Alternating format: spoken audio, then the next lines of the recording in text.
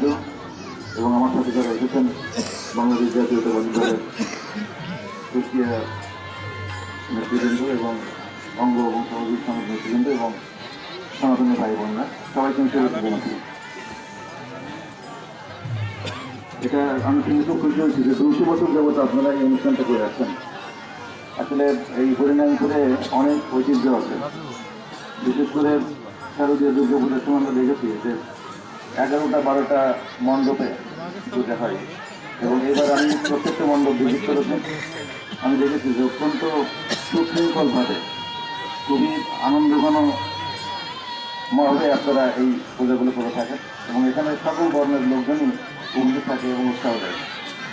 এই যে নামযজ্ঞ অনুষ্ঠান হচ্ছে যেটা, এখানে আপনারা খেয়াল করছেন কিনা, এখানে যে ধরনের আচার অনুষ্ঠান এগুলো কিন্তু সমাজ সংস্কারের জন্য, মানুষকে ভালো করার জন্য, মানুষকে ভালো পথে নিয়ে আসার জন্য এগুলো করা হয়। এগুলো কিন্তু একটা স্পেসিফিক উদ্দেশ্য আছে। আমরা আশা করবো যে আপনারা এর থেকে শিখবেন, জানবেন এবং সমাজটাকে সুন্দর করার জন্য কাজ করবেন এবং সমাজে যাতে ভালো জিনিস, ভালো মানুষ প্রতিষ্ঠিত হয় এবং যারা খারাপ মানুষ আছে, মানে যারা খারাপ কাজ করে, তারা যদি আস্তে আস্তে সমাজ থেকে বিলীন হয়ে যায়।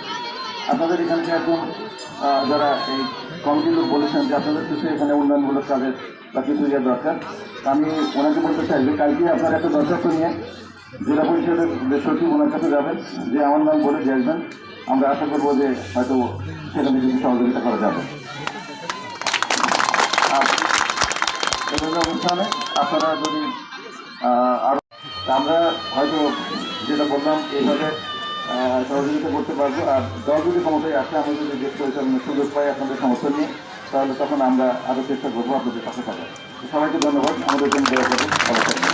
8টা পিলার আছে, এখানে উপরে শুধুমাত্র 7টা দেওয়া আছে, তার বাইরে যে অংশটা আছে এখানে শুধুমাত্র টিনের উপরে নিচে আছে